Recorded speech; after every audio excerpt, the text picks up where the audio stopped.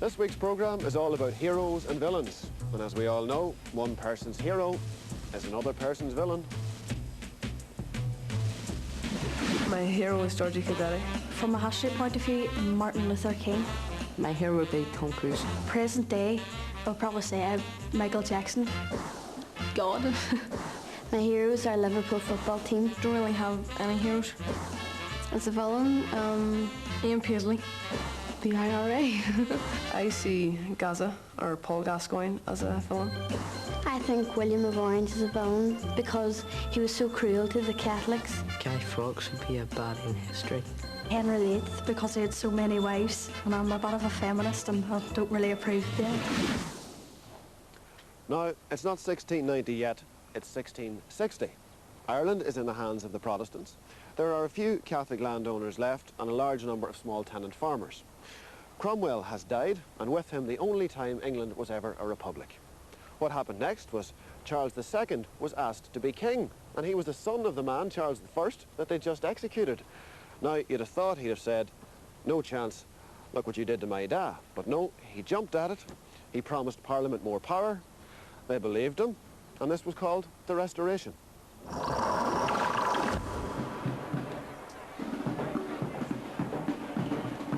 At first, Charles was very popular, but just like his father and grandfather, he started quarrelling with Parliament, who says things don't run in the family. And guess what he quarrelled about? The same thing as his father and grandfather: power, money and religion. So, by the time Charles' brother James II became king in 1685, England was as divided as ever, and James was very unpopular. James II, born October the 14th, 1633, star sign Libra. Married the sister of Louis XIV, King of France. Allied France with England. He was fanatical, dull, slow, humourless and oversexed. He had many mistresses. He loved gambling. He was a Catholic. He was very vain. A poor general and a strict ruler. Expanded the navy and kept a large army. Didn't trust Parliament and they didn't trust him. Retired to France on a pension of £1 million livres. That's over £1 million a year. Ambition to spread Catholicism in England.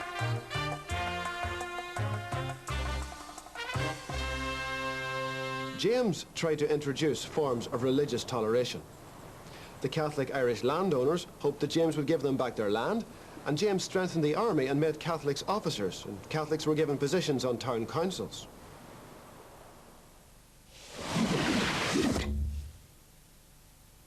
By the end of the year 1688, one of the few remaining places where there was a Protestant garrison, military garrison, was here in Derry. And the Viceroy in Dublin ordered that the Protestant garrison leave the city and to be replaced by a Catholic garrison. And of course the Protestant citizens of Derry were frightened of what this might mean. So when the Catholic soldiers arrived in Derry, the apprentice boys, as they subsequently became known, they just grabbed the keys of the city and went out and locked all the gates. It's kind of similar to what happened here in 1969 during the Troubles, when the young people just built barricades to keep out the forces that they didn't want. The young people just took control of events and changed history, I suppose.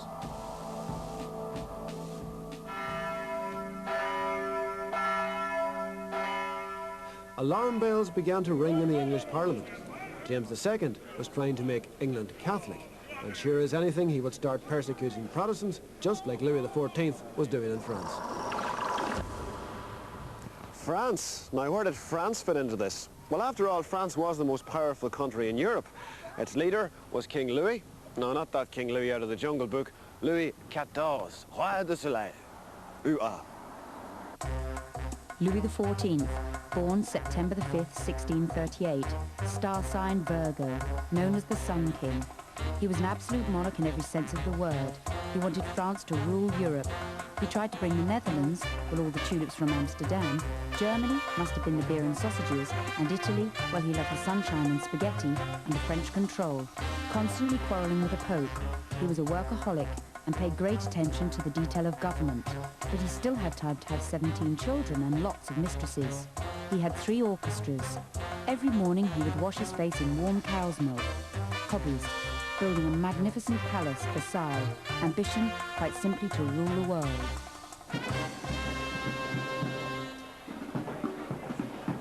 In 1688, yet another war broke out in Europe between France and an alliance of rulers led by the Dutch Prince William of Orange, who was married to James's daughter Mary. Boy, these people get around. J'ai peur que ce soit la grippe.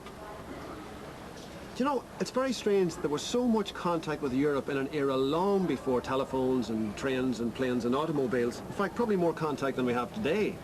Even so, it was only for the very rich. It was a sort of mobility for the nobility. Auf Wiedersehen, Pat. James's wife gave birth to a baby boy, an heir to the English throne, and the baby was baptised a Catholic. That's when the trouble started. Parliament didn't want another Catholic king on the throne and invited William of Orange and Mary to become King and Queen of England. William landed in England with a large army, and surprise, surprise, James II hightailed it to King Louis of France for help. It was a bloodless revolution, which Protestants later called the Glorious Revolution. William of Orange, born November the 14th, 1650, star sign Scorpio, King of the Netherlands, England, Scotland and Ireland, a brilliant general, spent his life fighting French. He was clever, hard-working, but pretty ruthless. He could speak 6 languages, but not all at the same time. He had a hump on his back and chronic asthma, always worked late at night. He was devoted to his wife Mary. Hobbies, horse riding.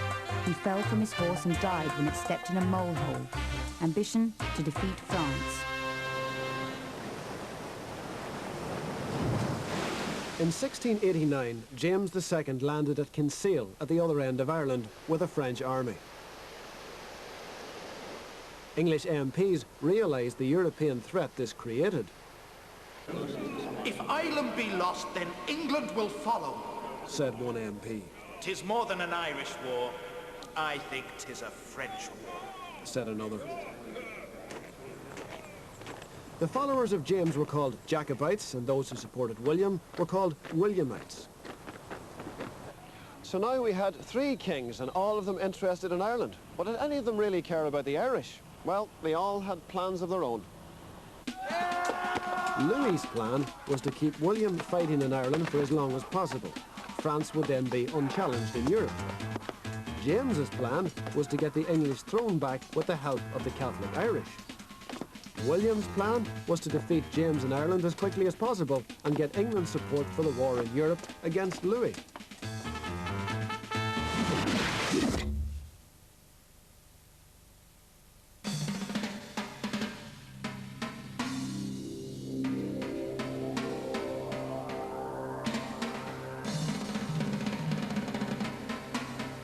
James's army camped outside Derry. The city was commanded by Captain Lundy. James asked the city to surrender. No surrender! Was the reply. Lundy, however, was in favour of surrender, but was overruled by the citizens and had to leave in disguise. With no heavy siege guns, the Jacobite army began to bombard the city with mortars. They also placed a boom across the foyle, hoping to starve the city into surrender by stopping the supply ships. The siege lasted 105 days. We are in greater danger by the bombs thrown the day, it being more difficult to see them. The dread of them has forced our people to lie about the walls and go to the places remotest from their houses. And the cold, especially in the women and children, added to their lack of food and rest, has caused diseases and fevers, from which great numbers died. We were under such great need that we had nothing left, unless we could prey upon one another. A certain fat gentleman conceived himself in greatest danger, and fancying that several of the garrison had looked upon him with greedy eye, saw fit to hide himself away for 3 days. Here's how much food cost during the siege. Horse flesh, 1 and 8. A dog's head, 2 and 6. A cat, 4 and 6. A pound of horse's blood, 1 shilling. A rat, 1 shilling. A mouse 6pence. Horse pudding 6pence. Chickweed 1 penny. A quart of meal when you found it, 1 shilling. And a quarter of a dog fattened on the bodies of slain Irish, 5 and 6. Conditions in the Jacobite camp were no better than they were within the walls. There was no shelter from the rain, and there was a language problem. Soldiers spoke Irish, French and English. It was chaos. They were short of food, their medical supplies for the wounded, and disease spread. Many deserted. On the 28th of July 1689, the ship the Mountjoy broke through the boom and relieved the city. At the end of the siege, James knew he had failed to take control of Ulster, and he marched south.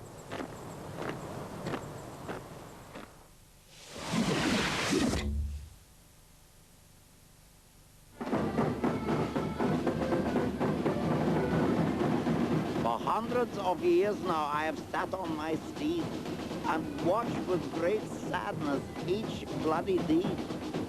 They say I began it, and that may be so, but that fuss at the Boyne was a long time ago.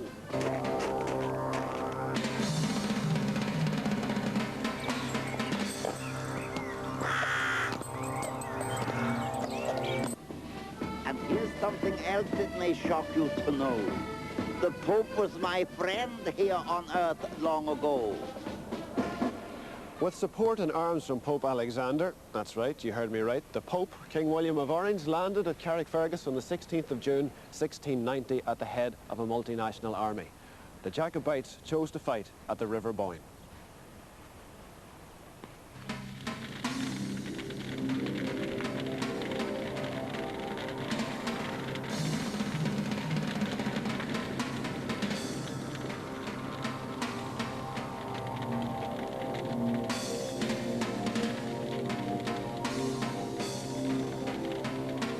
The battle started on the morning of the 1st of July, 1690.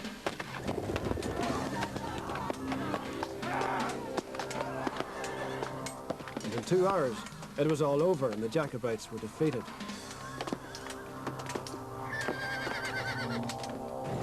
After the battle, James fled to France, never to return again. The Boyne is the most famous battle in Irish history, and yet it only lasted 2 hours. That's about as long as a football match with extra time. Lero, lero, lily, bolero, lily, bolero, bowling-a-la. There was then a prophecy out of the bog that our land would be ruled by an ass and a dog. So now the old prophecy's coming to pass, for James is the dog and Tyrconnell's the ass. Lero, lero, lily, bolero, lily, bolero, bowling-a-la. Lero, lero, lero, lero, lily, bolero, bowling-a-la. That's Lily Bolero. It's a Williamite song, though it may actually have been poached from an earlier Jacobite song, because the chorus is a bit of garbled Gaelic that says that the day will be ours, and the Jacobites believing the day would be theirs, but the irony of the song itself is that, of course, with the Williamites, the day wasn't theirs. It's the song that they say whistled King James out of 3 kingdoms. Back in Rome, the Pope was ecstatic and celebrated William's victory. He hoped it had taught Louis XIV a lesson. Well, we soon showed that lot a thing or two. That the Protestant ascendancy is assured in the north. To hell with the Catholics. What do you mean? What? I'm a Catholic. What God's name are you fighting us for? I fight for my king. But he's a Protestant king. The whole army was Protestant. No, it wasn't. There were French Catholics, Dutch Catholics in the army. My whole regiment are Catholics. Christ. I'm really confused. You've got Irish Catholics fighting for a deposed English king supported by the King of France, and on the other side, you've got Irish Protestants supporting a Dutch prince who was in alliance with the Pope. So how then can the Battle of the Boyne now be simply seen as one big Protestant victory? It's now more than 300 years since the Siege of Derry and the Battle of the Boyne, and the way people see those contests has altered over time. So the complexity of the events, in particular the involvement of the French king, all of this has been forgotten. And people like to think of it as a straight fight between Catholics, who are also considered to be nationalists, and Protestants, who are also considered to be loyalists. And it was, of course, much more complicated than that. Of all the afflictions with which man is cursed, the teaching of history is surely the worst. It's simply impossible to get the facts right. But this much I'll tell you, my horse was not white.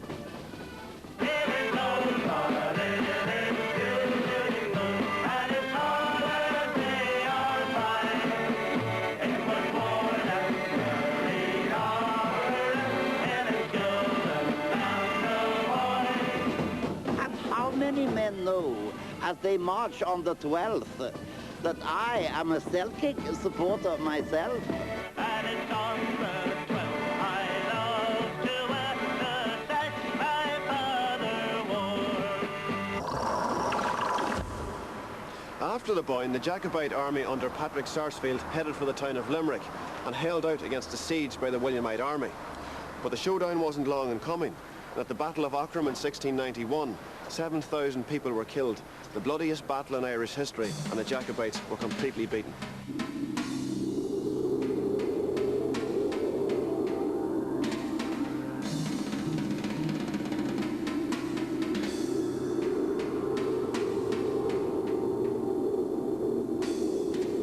James blamed his own soldiers for the defeat and called them cowards, when in fact in reality the opposite may well have been the case. They felt that he had deserted them, and they nicknamed him Seamus Sakaka. And if your Irish is any good, you'll know what that means. If not, well, you can ask your teacher. On the 3rd of October 1691, 3 years of war were finally brought to an end with the signing of the Treaty of Limerick.